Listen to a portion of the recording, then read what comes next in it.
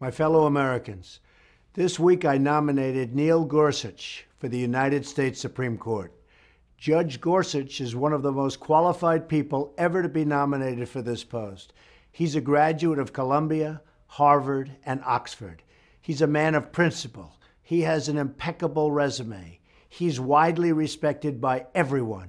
And Judge Gorsuch's proven track record upholding the Constitution makes him the ideal person to fill the vacancy left by the late, great Antonin Scalia, a truly fabulous justice. 10 years ago, the Senate unanimously approved Judge Gorsuch's nomination to serve on the 10th Circuit Court of Appeals. I urge members of both parties to support Judge Gorsuch and, in so doing, to protect our laws and our freedoms.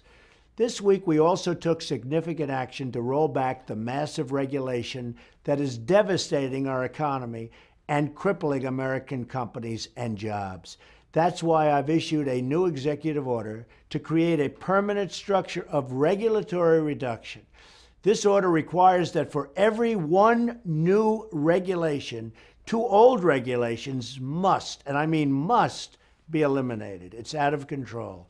The January employment report shows that the private sector added 237,000 jobs last month. A lot of that has to do with the spirit our country now has. Job growth far surpassed expectations in January, and the labor force participation also grew, so you can be encouraged about the progress of our economy. It's going to be a whole new ballgame. But there is still much work to do, that I can tell you. Also this week, on the first day, Black History Month, I was pleased to host African American leaders at the White House. We're determined to deliver more opportunity, jobs, and safety for the African American citizens of our country. America can really never, ever rest until children of every color are fully included in the American dream. So important. I think probably one of my most, and maybe my most important goal. It is our mutual duty and obligation to make sure this happens.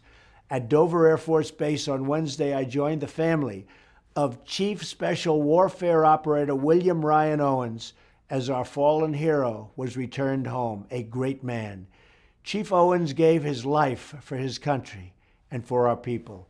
Our debt to him and his family, a beautiful family, is eternal. God has truly blessed this nation to have given us such a brave and selfless patriot as Ryan.